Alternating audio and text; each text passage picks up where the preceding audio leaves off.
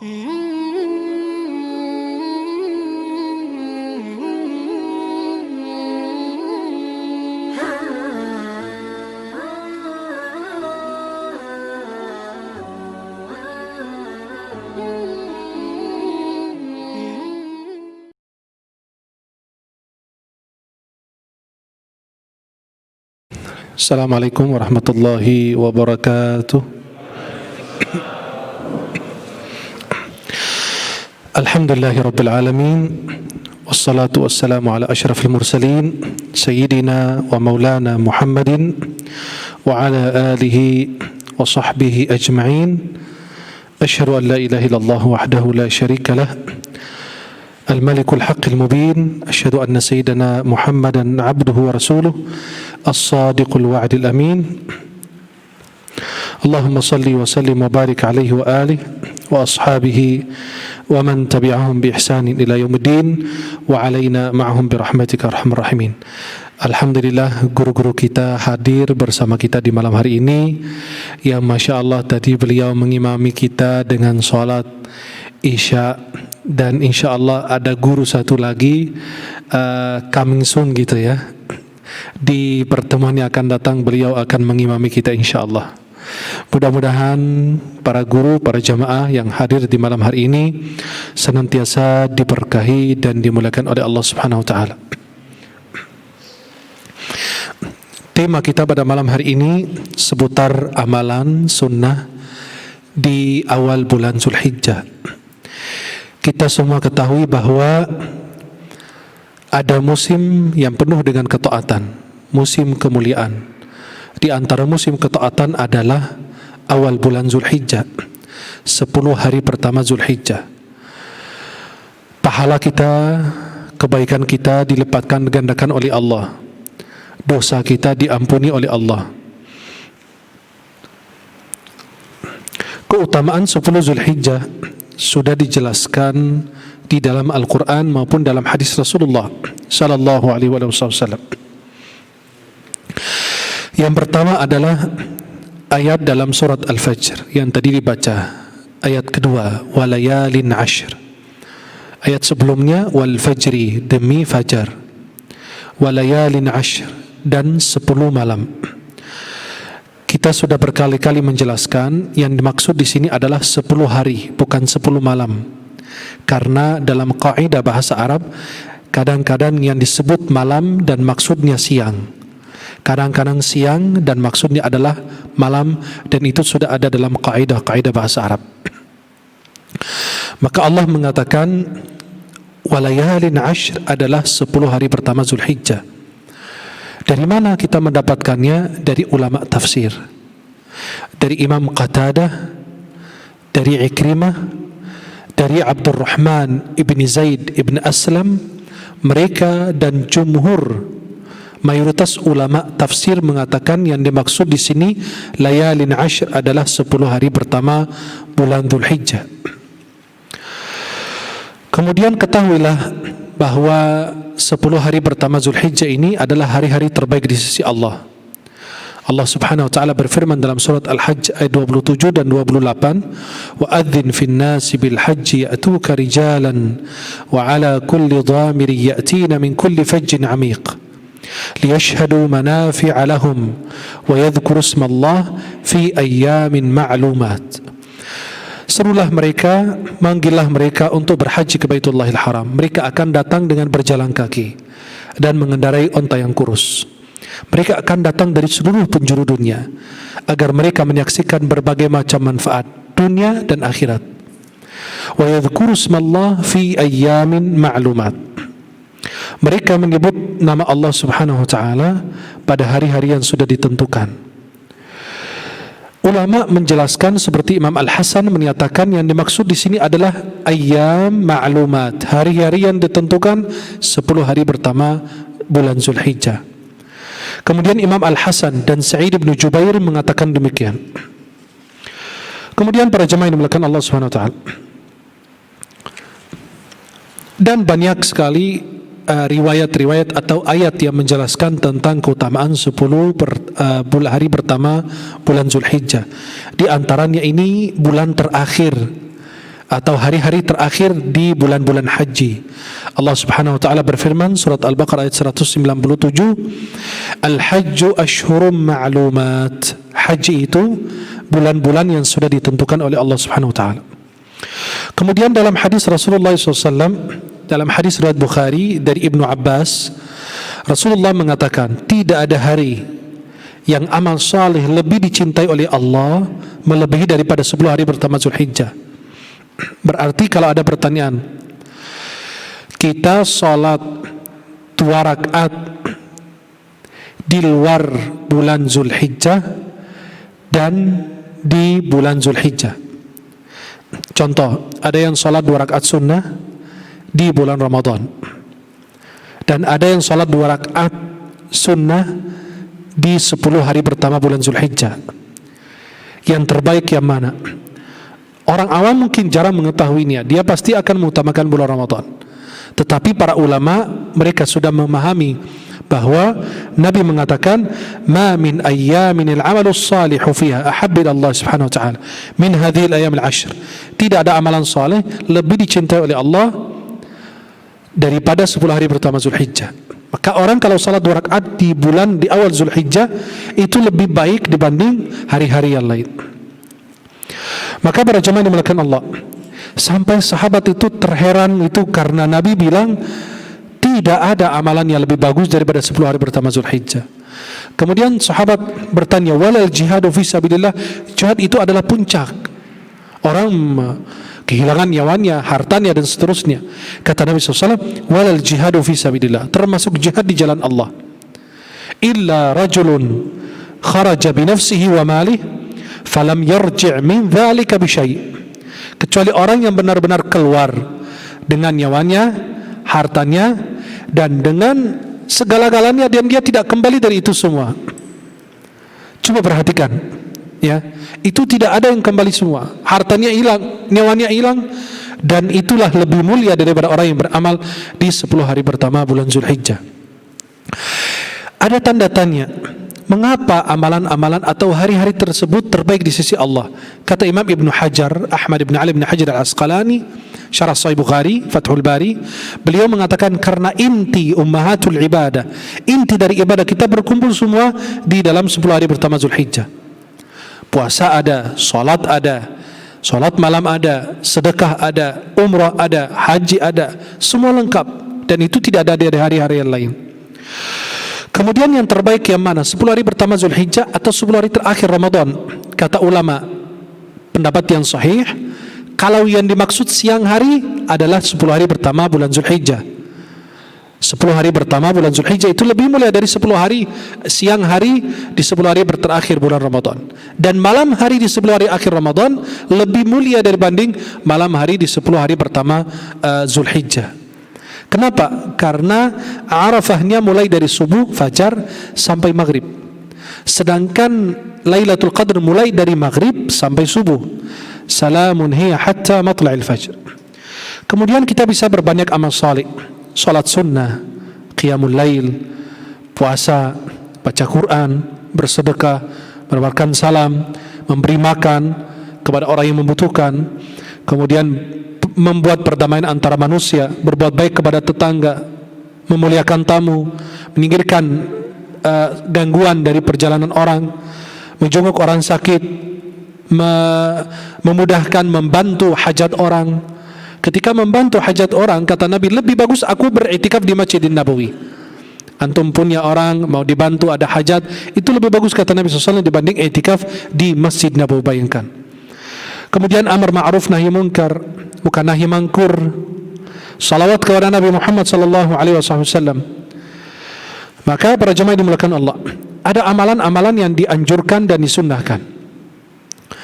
Yang pertama adalah salat. Salat yang dimaksud di sini bukan salat fardu, karena itu sudah tidak bisa diperdebatkan lagi. Yang dimaksud di sini salat sunnah, qabliyah, ba'diyah, duha, salat malam, salat tahajud. Itu salat sunnah itu diperbanyak. Dalam hadis riwayat Tirmidzi dari Abi Hurairah, bahwasannya Nabi mengatakan yang pertama akan dihisab adalah salat. Jika dia baik, maka seluruh amalnya baik. Jika salatnya tidak benar, seluruh amalnya enggak benar. Dan apabila di dalam solatnya terdapat kekurangan, maka Allah menanyakan kepada malaikat, dan Allah lebih mengetahui subhanahu wa ta'ala. Halla abdi unzuru halla abdi min tatawwu'. Perhatikan apakah hamba ini punya solat tatawwu', solat sunnah. Kemudian diambil solat sunnahnya, disempurnakan kekurangan solat fardunya. Itulah yang kita harus jaga sunnah.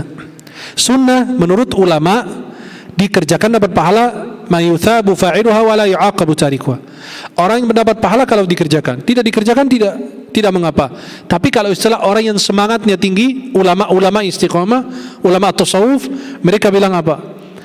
Yang menjaga salat sunnah dapat pahala, yang meninggalkan sunnah secara keseluruhan maka merugi dia. Orang rugi tidak menjaga salat sunnah atau amalan-amalan sunnah dari Rasulullah SAW. Yang dimaksud adalah apa? Bukan hanya salat fardu. Datang ke masjid lebih awal, datang ke masjid sebelum azan kalau perlu. Kenapa? Seorang itu 40 tahun sebelum azan sudah dia berada di masjid. Beliau ditanya, kenapa anda datang sebelum azan, sedangkan kalau udah azan baru datang? Kata beliau apa? Al-adhanu lil ghafilin wala uridu an akuna minal ghafilin. Azan itu untuk orang lalai, mengingatkan orang-orang yang lagi sibuk, sedangkan saya tidak mau termasuk orang lalai. Maka sampai sebagian salaf, mereka 40 tahun beliau mengatakan tidak pernah dikumandangkan azan kecuali saya berada di masjid. Ada yang mengejar takbiratul ihram, tidak, ada yang lebih dahulu sebelum kita, sebelum azan sudah berada di masjid, walaupun 2-3 menit, 5 menit ada di masjid lebih awal. Itulah amalan yang bisa kita jaga, khususnya di 10 hari pertama bulan Dzulhijjah ini. Ya, kita datang lebih awal, ya, sebelum dikumandangkan azan kita sudah hadir. Karena azan itu apa? Al-ikhbar wal i'lam bidukhuli waqti shalah. Pemberitahuan dengan masuk waktunya salat. Diberitahukan masuk waktu salat. Dulu sahabat enggak ada azan kok. Mereka datang lebih awal, malah disiplin. Kenapa? Karena mereka kedisiplinan ibadah. Mereka perhatikan matahari. Oh, ini sudah apa? Waktunya zuhur, datang ke masjid. Waktunya asar, waktunya maghrib, isya dan seterusnya. Sampai baru ada azan. Mimpi yang dilihat oleh Zaid bin Abdullah bin Zaid bin Abdul Rabbi dalam Musnad Imam Ahmad, dan mimpi itu dilihat oleh beliau. Beliau mau menggunakan lonceng, katanya jangan, itu orang Nasrani. Mau pakai buk untuk orang Yahudi, ya trompet, ini orang Yahudi katanya. Aku ajari kamu lebih bagus. Malaikat ngajarin beliau di dalam mimpi. Maka dalam Islam itu mimpi tidak menjadi landasan dalam syariat. Ya, hanya di sebagian mimpi saja yang kita menjadikan sebagai pegangan untuk kita. Dan Dr. Al-Qaradawi menulis kitab dalam hal demikian. Maka coba perhatikan, ini beliau mimpi azan, baru datang ke Nabi. Sayyidina Umar pas dengar azan, kata Sayyidina Umar dalam sebagian riwayat, Sayyidina Umar menyampaikan, ya Rasulullah, tadi malam aku mimpi juga. Kata Nabi, itu berarti benar. Kemudian apa? Beliau minta Bilal yang azan, bukan Abdullah yang mimpi azan. Tidak, minta Bilal. Kenapa? Muazzin itu yang suaranya bagus, suaranya merdu, suara enak terdengar, bukan suara bebek. Suaranya jelek disuruh azan, astagfirullah, enggak ada yang mau sholat. Tapi kenapa ketika dipilih atau kita datang ke Makkah dan Madinah suara muazzinnya bagus-bagus? Karena dipilih. Kalau kita siapapun mau azan silakan, tidak, yang suaranya bagus, ya, mengumandangkan azan. Kenapa? Memanggil orang untuk beribadah. Ya, coba orang di Tanah Abang kalau manggil orang, bu, ayo dipilih di apa? Itu ada bahasa dan suara dan nada. Ya, di Mesir itu sampai dia pakai kayak hadrah gitu tuh.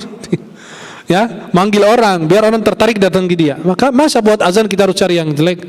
Maka kita cari yang merdu. Kenapa? Kata Nabi, Bilal biar yang azan, la'annahu anda minka sautan. Karena dia lebih merdu, lebih bagus suaranya. Maka Nabi mengangkat Abdullah bin Maktum sama Bilal bin Rabah dan seterusnya menjadi muazzin Rasulullah SAW. Kemudian berlomba-lomba datang ke saf pertama. Tidak ada ithar dalam ibadah, nggak boleh. Antum itu udah berdiri di saf depan, tiba-tiba contoh, maaf, ada Pak Haji Komar datang belakangan. Oh Pak Haji, antum di depan aja, saya di belakang. Nggak boleh. Kalau ada saya nggak boleh Pak Haji Komar depan. Masa masuk surga di depan saya? Nah, maka itu tidak boleh ithar. Tidak boleh mendahului orang lain dalam hal ibadah. Ya, jangan antum di saf pertama lihat ada pejabat maupun penjahat, jangan antum pindah dari tempat. Boleh kasih spasi biar dia bisa masuk, tapi nggak boleh antum meninggalkan saf pertama. Karena dalam agama kita tahu bahwa la yajuzul itharu fil ibadah. Tidak boleh kita mendahului orang dalam masalah ibadah. Ithar dalam hal yang lain boleh, tapi dalam ibadah tidak dianjurkan. Saf pertama itu harus saf pertama. Kenapa? Sebuah kemuliaan. Nabi SAW menjelaskan di beberapa hadis keutamaan dan kemuliaannya. Kemudian puasa. Puasa ini yang selalu diperdebatkan setiap tahun, puasa dari tanggal 1 sampai 9 atau tanggal 9 saja. Sebenarnya dua-duanya boleh. Yang enggak boleh itu yang ngomel orang yang puasa dan tidak puasa dia. Dari tanggal 1 sampai tanggal 9 ada riwayatnya. Riwayat Imam Ahmad dalam Musnad, riwayat Imam Abu Dawud dalam Sunan, riwayat Imam Nasai dalam Sunan. Ya, bahwasannya sebagian istri Nabi mengatakan, karena Rasulullah SAW yasumu, ya, tis'i Dzulhijjah, puasa Nabi SAW 9 hari pertama Zulhijjah. Kemudian istri Nabi mengatakan, wa yasumu Asyura, beliau puasa Asyura. Puasa Asyura itu apa? Tanggal 10 Muharram, dan ada tingkatan puasanya.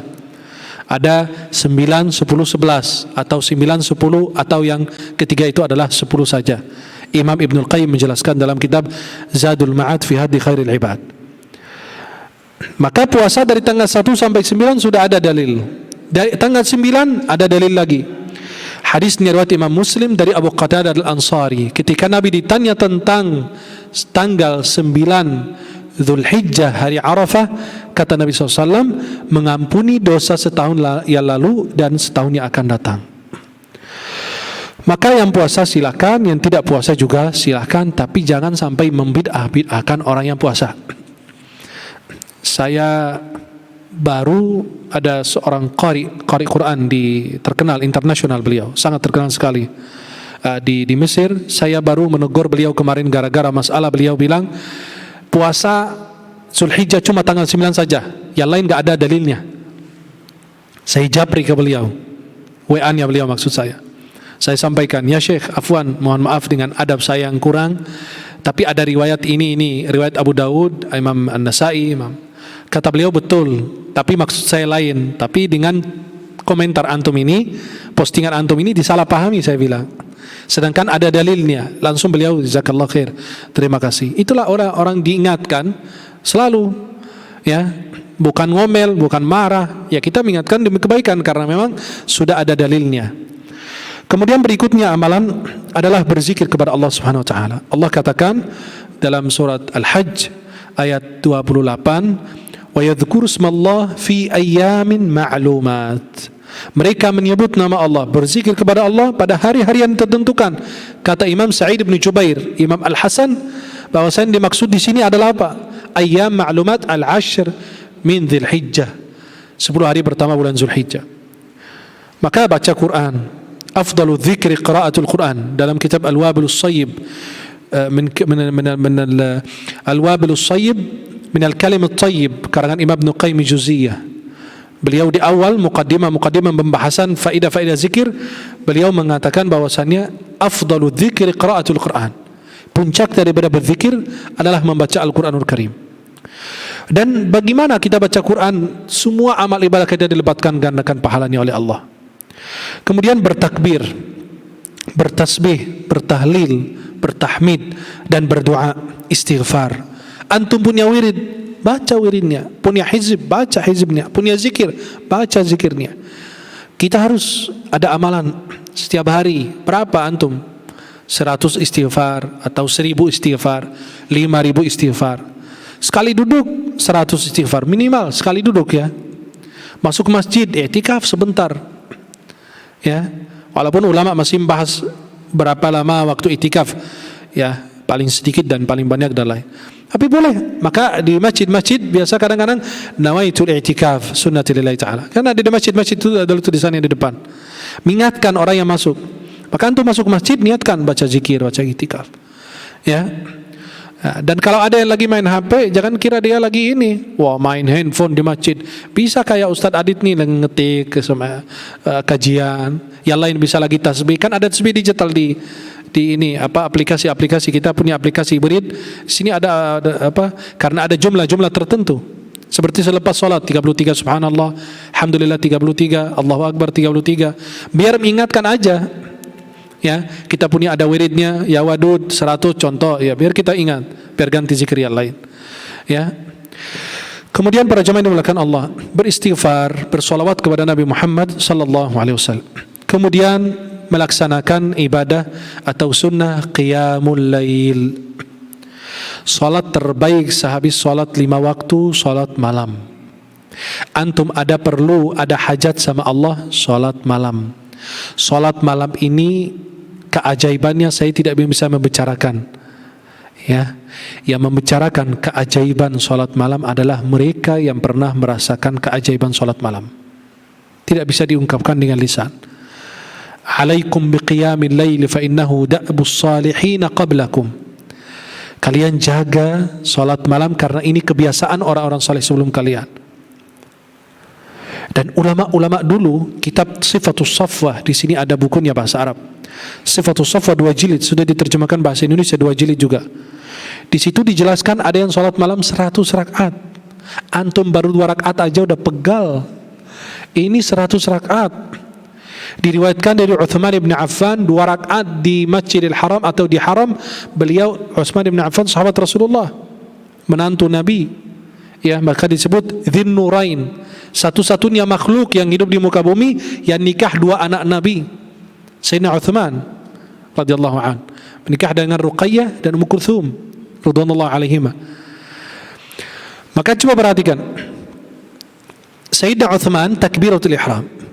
Rakaat pertama Allahu akbar, alif lam mim dzalikal kitabu la raiba fihi hudal lil muttaqin, mulai Al-Baqarah. Tahu enggak beliau baca sampai kapan? Sampai mana? Wa amma as-safinatu fakanat limasakin ya'maluna fil bahri fa aradtu an a'ibaha wa kana wara'ahum malikun ya'khudhu kulla safinatin qasba. Surat Al-Kahf. Surat Al-Kahf itu pertengahan Al-Quran. Kita pernah membahas hubungan surat Al-Kahf dengan Ad-Dajjal. Kenapa kita kalau bertemu Dajjal baca surat Al-Kahf? Sudah ada pembahasannya, kita sudah bahas. Bahkan ada yang sudah membuat proposal untuk S1-nya dari tema yang kita pernah bahas di YouTube ini. Maka coba perhatikan, dari Al-Baqarah sampai 15 juz 1 rakaat. Halo? Kita 15 ayat 1 rakaat, imamnya itu nggak perlu diundang lagi. Siapa ini ya? Nggak usah diundang lagi. Lama betul. Ini 15 juz 1 rakaat. Kemudian rakaat kedua wa amma safinatu sampai minal jinnati wan nas 2 rakaat 30 juz. Ajib. 2 rakaat 30 juz. Kenapa? Mereka itulah bersambung mulai habis Isya selesai menjelang subuh. Kita kalau murajaah saja 5 juz 1 jam 20 menit. Kalau murajaah cepat. Kalau agak ini sedikit bisa 2 juz, bisa 2 jam, 2,5 jam. Baru 5 juz. Berarti beberapa jam bisa 30 juz. Ya. Dan sudah dipraktikkan ulama-ulama belakangan juga. Banyak ulama-ulama Ahlul Quran sudah mempraktikkan, mereka membaca Al-Quran dalam 1 malam. Bisa. Keberkahan waktu yang ada. Ada orang seperti Imam Nawawi, usia wafatnya 46 atau 47, tapi karyanya beliau lihat. Mulai balik akil aja 10 tahun. Berarti sisa berapa? 37 tahun. Karena yang 10 tahun itu bermain-main, masih belajar. Mulai menulis juga pasti umur beliau 15-20. Berarti cuma dia berapa? Cuma 17 tahun beliau menulis. Di sini tuh lihat Al-Majmu', Riyadhus Shalihin, Arba'in. Tapi beliau enggak sempat nikah. Enggak sempat nikah kenapa? Takut disibukkan. Takut beliau rahala, meninggalkan istri kemana-mana. Akhirnya beliau enggak sempat menikah. Maka Syekh Abdul Fattah Abul Ghuddah menulis kitab namanya Al-Ulama'ul Uzzab. Ulama bujang yang belum sempat menikah. Maka salat malam itu tidak bisa dibicarakan. Nanti kalau antum sudah melaksanakannya, akan kalian merasakan kenikmatannya, kenikmatan daripada salat malam ini. Maka kalau kalian praktikkan dengan salat malam dan membaca 1 juz, perhatikan, kita bilang Nabi SAW selalu pegang hadis Sayyidah Aisyah dalam Sahih Bukhari Muslim. Sayyidah Aisyah mengatakan Rasulullah SAW la yazidu fi Ramadan ala fi ghairi ala 11 raka'ah. Nabi enggak pernah di luar Ramadan, di Ramadan lebih dari 11 rakaat. 11 rakaat Nabi, kan antum harus tahu sunnah dan kaifiyahnya, caranya. Kan sunnah 11 rakaat, oke. Kaifiyahnya bagaimana cara Nabi salat 11 rakaat itu? Dalam hadis Sahih Muslim, Hudzaifah bin Yaman pernah ikut salat bersama Nabi SAW. Allahu Akbar. Nabi mulai baca Al-Fatihah, selesai Al-Fatihah, Al-Baqarah. Kata beliau, ya 100 ayat habis ruku deh. Nabi nggak ruku. Terus lanjut, Al-Baqarah habis 286 ayat, 3,5 juz, Masya Allah. Nabi lanjut lagi surat An-Nisa. Ya, harusnya Ali Imran, tapi Nabi SAW baca An-Nisa. Kemudian Ali Imran 100 ayat. Wah, hampir 5 juz Nabi 1 rakaat baca. Ampun, kata Sayyidina Hudzaifah, besok nggak ikut lagi ya. Itu Nabi 11 rakaat 5 juz. Maka kenapa? Jumlah rakaat banyak, bacanya pendek. Jumlah rakaat sedikit, bacanya panjang. Jangan jumlah rakaat sedikit, ngebut juga. Kadang-kadang kita ini Masya Allah juara 1 di dunia. Kala Imam Masjidil Haram 23 rakaat 11 menit atau 7 menit. Masya Allah, keajaiban dunia. Kemudian di antara sunnah yang kita bisa kerjakan adalah zikir di tengah malam. Setiap saat, khususnya tengah malam, rasanya berbeda. Saya nggak bisa ceritakan, nanti bisa kalian praktikkan. Punya masalah zikir, punya apa istighfar, solawat aja 1000 kali malam hari, luar biasa. Ya. Kemudian berikutnya adalah berkurban. Berkurban itu sunnah muakkadah menurut mayoritas ulama, kecuali sebagian mazhab mengatakan sunnah wajibah atau wajib bagi orang yang mampu. Ada hadis riwayat Abu Ibnu Majah dalam sunan beliau, tapi dinilai lemah, hadis dhaif oleh para ulama. Barang siapa punya kelebihan rezeki lalu dia tidak berkurban, falyatazil musallana, kata Nabi, jauhi tempat salat, enggak usah salat bersama kami. Sekarang Masya Allah beli sepeda mampu, beli kurban nggak bisa. Allahul musta'an. Kemudian berikutnya adalah silaturrahim. Ya, silaturrahim nggak harus secara fisik, memang dianjurkan secara fisik, tapi kalau tidak memungkinkan pada saat kondisi corona ini, ya boleh lewat telepon, WA, SMS dan lain. Itu tidak menggugurkan insya Allah. Maka kita jangan melupakan silaturrahim. Ya, maka yang beli sepeda itu lagi berbisik-bisik, Masya Allah ya. Ana udah tahu mereka berbisik-bisik ya, sepedanya ini. Kemudian berikutnya adalah sedekah. Sedekah itu kita bilang di 10 hari pertama Zulhijjah berbanyak sedekah, pahalanya lebih besar di hari-hari yang lain. Kemudian haji dan umrah. Haji dan umrah saat ini kita tidak bisa. Bukan gak ada haji, karena waktu dibilang gak ada haji, saya yakin tidak mungkin gak ada haji. Saya yakin, feeling saya itu 100% insya Allah pasti ada haji, tapi pasti ada aturan. Ternyata ada haji dengan aturan, gak masalah. Tetapi kita masih mendengarkan ada yang wukuf di Arafah, bisa menonton. Bahkan yang dapat haji tahun ini spesial luar biasa. Oh, pakai kursi, jaga jarak, dikasih tempat mewah. Orang jamaahnya sedikit. Bayangkan pelayanan antum naik bis, kayak waktu saya naik ke pesawat Ittihad ke Mesir. Kan transit di Abu Dhabi. Pas saya naik, saya minta kursi yang emergency biar saya bisa, kaki saya lega dan lain, atau bisa tiduran. Pas saya mau naik, pramugari bilang apa? Pesawatnya kosong, terserah mau naik, mau tidur di 3-4 kursi juga bebas kok, kata dia. Saya bilang boleh, yang penting jangan di tempat pilot. Tidur di mana aja, orang saya lipat 3 kursi, saya tidur aja di situ. Orang kosong, nggak ada orang. Maka itu pelayanan khusus kalau sedikit. Tapi kalau jamaah banyak yang terlantar, banyak yang mengalami kesulitan dan lain. Haji dan umrah, antum bisa dapat pahala haji umrah di dalam rumah. Apa dalilnya?